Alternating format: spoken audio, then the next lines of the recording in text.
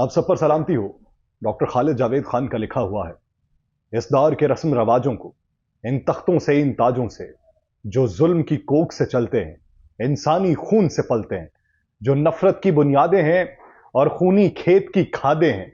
मैं बागी हूं, मैं बागी हूं, जो चाहे मुझ पर जुल्म करो। वो जिनके होंठ की जुम्बिश से, वो जिनकी आंख की लर्जिश से कानून बदलते रहते हैं और मुजरिम पलते रहते हैं, उन चोरों के सरदारों से, इंसाफ के पहरेदारों से मैं बागी हूं, मैं बागी हूं, जो चाहे मुझ पर जुल्म करो। जो औरत को नचवाते हैं, बाजार की जिन्स बनाते हैं, फिर उसकी असमत के गम में तहरीकें भी चलवाते हैं, उन जालिम और बदकारों से, बाजार के उन मेमारों से मैं बागी हूं, मैं बागी हूं, जो चाहे मुझ पर जुल्म करो। जो कौम के गम में रोते हैं और कौम की दौलत ढोते हैं, वो महलों में जो रहते हैं और बात गरीब की कहते हैं, उन धोखेबाज लुटेरों से, सरदारों से, वडेरों से मैं बागी हूं, मैं बागी हूं, जो चाहे मुझ पर जुल्म करो। मजहब के जो व्यापारी हैं, वो सबसे बड़ी बीमारी है। वो जिनके सिवा सब काफिर हैं, जो दीन का हरफे आखिर हैं, उन झूठे और मक्कारों से, मजहब के ठेकेदारों से मैं बागी हूं, मैं बागी हूं, जो चाहे मुझ पर जुल्म करो। जहां सांसों पर ताजीरें हैं, जहां बिगड़ी हुई तकदीरें हैं, जातों के गोरख धंधे हैं, जहां नफरत के ये फंदे हैं, सोचों की ऐसी पस्ती से, इस जुल्म की गंदी बस्ती से मैं बागी हूं, मैं बागी हूं, जो चाहे मुझ पर जुल्म कर। नाज़रीन, मैं हूं यासिर रशीद और आप मेरा व्लॉग देख रहे हैं। नाज़रीन, एक वक्त ऐसा आता है कि एक साहूकार जो दूसरों को मशवरे देता रहता हो, एक साहूकार जो दूसरों को बताता हो कि तुम्हें किस तरीके से चलना है, अपनी जात को किस सांचे के अंदर ढालना है, वो साहूकार जो ये बताता हो कि जिंदगी गुजारने के गुर मैं सिखाऊंगा। ये दुनिया भर के साहूकार जो तुम्हारे ऊपर मुसल्लत हैं, इनके चुंगल से मैं छुड़वाऊंगा और इस खित्ते के अंदर तुम्हें बढ़ती हुई मईशत मैं बनाऊंगा। वो साहूकार इस वक्त घुटनों के बल आन पड़ा है और जिसको मशवरे दिए जाते थे। वर्ल्ड बैंक की रिपोर्ट बताती है कि अफगानिस्तान की करेंसी पाकिस्तान के मुकाबले में 29% मुस्तहकम हो चुकी है। वर्ल्ड बैंक की रिपोर्ट यह बताती है कि अफगानिस्तान के अंदर महंगाई बढ़ने के आसार दिखाई नहीं दे रहे। वर्ल्ड बैंक की रिपोर्ट यह बताती है कि अफगानिस्तान में महंगाई बतदरीज कम हो रही है। और वो साहूकार जिसे आप पाकिस्तान कह सकते हैं, वो पाकिस्तान मशवरे भी देता रहा, वो पाकिस्तान अमेरिका के चुंगल से निकालने की तराकीब भी बताता रहा, वो पाकिस्तान बेहतरी के समत में गामजन होने का भी बताता रहा, वो पाकिस्तान अफगानिस्तान के अंदर ट्रेड के हवाले से उन्हें तमाम तर हीले बहानों के साथ साथ हिकमत अमली भी तरतीब करके देता रहा। उस पाकिस्तान के बारे में दुनिया का मुंशी यानी वर्ल्ड बैंक, दुनिया का सेकंड मुंशी यानी इंटरनेशनल मॉनिटरी फंड, वो मुख्तलिफ रिपोर्टें बता चुका है और वो ये कह चुका है कि पाकिस्तान के अंदर मुआशी बदहाली अभी मजीद बढ़ेगी। सवाल ये पैदा होता है कि हमारे सियासतदान बरसरे इक्तदार आके क्या करते हैं। कल के दिन की खबर यह है, कामरान खान साहब भी उसे रिपोर्ट कर रहे थे और अब मुख्तलिफ वेबसाइट्स के ऊपर आपको देखने को मिलेगी कि army chief general Asim Munir साहब ने कारोबारी अफराद के साथ मुलाकातें की।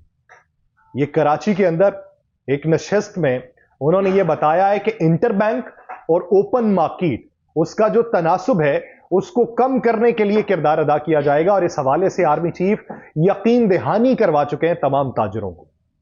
सवाल ये पैदा होता है कि ये जो हमारे सर के ऊपर मुसल्लत होते हैं, ये 5-5 साल का नारा लगाकर इधर आने वाले, सिस्टम को झुमकों की तरह चाटने वाले और फिर पाकिस्तान से अपना तमाम तर माल बना के बैरूने मुल्क मुंतकिल होने वाले, ये तमाम तर झुमके हमारे ऊपर ही क्यों मुसल्लत हैं? अगर 30-30 साल हुकूमत करके भी इनकी गारंटी नहीं चलनी, अगर इनकी बात किसी ने नहीं माननी, तो ये हमारे ऊपर बैठते ही क्यों हैं? ये तमाम तर अपने केसेस खत्म करवा लेते हैं और जब लंदन की शाहराहों पे फिरते हुए इनसे सवालात होने लगे कि पाकिस्तान की बेहतरी के लिए आपने क्या किया, तो कहते हैं कि अब हम लंदन में मौजूद हैं, पाकिस्तान के बारे में बात करना यहां पे मुनासिब नहीं है। تو جب آپ نے حکومت کی تشکیل دینی تھی، جب آپ نے کابینہ کو بنانا تھا، جب آپ نے انتخابات میں جانے کے لیے وقت سے پہلے اسمبلیوں کو تحلیل کرنا تھا، جب کابینہ کے اندر معاونین خصوصیوں کو شامل کرنا تھا، جب پاکستان کے اندر قطار در قطار آپ نے بھرمار اتارنی تھی تمام تر قانون سازیوں کی، اور اس کے لیے دوسروں کو رام کرنا تھا، جب دوسروں کو پیسے دینے تھے، تو وہ تمام تر میٹنگ جو تھیں وہ ایون فیلڈ کے اپارٹمنٹ میں ہوتی رہیں. وہاں پہ آپ پاکستان کے بارے میں بات کرتے رہے، وہاں پہ پاکستان کا وزیر اعظم کون آئے گا اس بارے میں باتیں ہوتی رہیں. لیکن جب پاکستان کی معیشت کے بارے میں بات کرنی ہو تو آپ کی زبانیں گنگ ہو جاتی ہیں، اس پہ تالے لگ جاتے ہیں. آپ دبئی کو اپنا مسکن بنا سکتے ہیں اپنی سیاست کو آگے بڑھانے کے لیے، لیکن آپ دنیا کو اس بات پہ نہیں منا سکتے کہ پاکستان کی بہتری کے لیے کوئی کردار ادا کرنا ہے. آپ ترکی کے اندر جا کے سرمایہ کاروں کو راغب تو کر سکتے ہیں کہ آپ پاکستان میں آئیے، سرمایہ کاری کیجئے، ہم آپ کو سہولیات فراہم کریں گے، لیکن بیرون ملک میں انویسٹ کیا گیا اپنا پیسہ پاکستان میں لانے کے لیے آپ تگ و دو نہیں کر سکتے. آپ اپنے بچوں کو نہیں سمجھا سکتے کہ پاکستان میں آ کے کاروبار کر لو. آپ دنیا کو کیا سمجھانے جائیں گے؟ سوئس بینک کے اندر آپ کی جتنی جائیدادیں پڑی ہیں وہ آپ کو بھی اس کا علم نہیں ہے. زرداری صاحب اگر پاکستان کے تمام تر تاجر تنظیموں، تاجر اتحاد، ایف پی پی سی آئی، ایل سی سی آئی اور دیگر کمیونٹی کو منانے کے لیے کردار ادا کر رہے تھے تو زرداری صاحب کو یہ بھی بتانا چاہیے تھا کہ میں اپنا مال پاکستان کے اندر لے کے آؤں گا. جب میں مال پاکستان کے اندر لے کے آ رہا ہوں اور ہم سیاست کے اندر بیٹھے ہوئے ہیں تو ہم اپنا مال جب ڈوبنے نہیں دیں گے تو آپ کا مال کیسے ڈوبنے دیں گے؟ جب تاجروں کو یہ پتا ہوگا کہ ان کا مال تو یہاں پہ لگا نہیں ہوا، ان کی تمام تر اولادیں جائیدادیں تو بیرون ملک کے اندر ہیں، یہ پاکستان میں ہنی مون پیریڈ منانے آتے ہیں، سیاست کا دروازہ بند ہوا تو واپس ان ملکوں میں چلے جاتے ہیں جن ملکوں میں ان کی زندگی بھی بہتر ہوتی ہے، جہاں پہ پلیٹلیٹس بھی ان کے پورے ہو جاتے ہیں اور جہاں پہ جا کے ان کی تمام تر حفظان صحت کے اصول بھی مروجہ ہو جاتے ہیں. لیکن پاکستان کے اندر یہ اشرافیہ کی چند اشرافیہ میں ہے کون جس پہ زور چلے؟ وہ اشرافیہ کے اندر شامل ہے. پاکستان میں آپ سسٹم بہتر کرنے کی باتیں کرتے ہیں، پاکستان میں یہ بھی اطلاعات آپ دیکھ رہے ہوں گے کہ بہت سی شخصیات کے گرد گھیرا تنگ ہونے والا ہے، احتساب کا نظام جو ہے وہ کلی طور پہ چلنے والا ہے. لیکن سوال یہ پیدا ہوتا ہے کہ کیا تمام لوگوں کو پابند سلاسل کرنے کے بعد اس کا حل نکل آئے گا؟ قطعی طور پہ نہیں نکلے گا. ماضی قریب کے اندر جتنے کیسز بنے، اربوں روپے کے کیسز بنے، ڈاکٹر عاصم کے کیس کا کیا بنا؟ آصف علی زرداری صاحب کے کیس کا کیا بنا؟ شرجیل نام میمن کے کیس کا کیا بنا؟ میاں محمد شہباز شریف کے کیس کا کیا بنا؟ سلمان شہباز کے کیس کا کیا بنا؟ مریم نواز کے کیس کا کیا بنا؟ شہباز شریف صاحب کے داماد علی عمران کے کیس کا کیا بنا؟ جتنے بھی کیسز وہ چاہے کرپشن سے ریلیٹڈ ہوں، چاہے جعلی بینک اکاؤنٹ سے ہوں، چاہے وہ اینٹی کرپشن کے اندر ہوں، فیڈرل انویسٹیگیشن ایجنسی کے اندر ہوں یا نیب کے اندر ہوں، کتنے کیسز ایسے ہیں جو منطقی انجام تک آپ نے پہنچا لیے؟ کتنے کیسز ایسے ہیں جن میں سے آپ نے ریکوریز کروا لی؟ یہ تمام تر سیاستدان یا تو اس بات کا عہد کر لیں کہ کیسز کسی پہ نہیں بنائے جائیں گے. بیٹھیے، ٹیبل ٹاک کیجئے، ایک حل نکالیے اور بتائیے عوام کو کہ بہتری کی جانب گامزن ہونا ہے. بصورت دیگر یہ صرف کیسز بنانے سے بات نہیں چلے گی.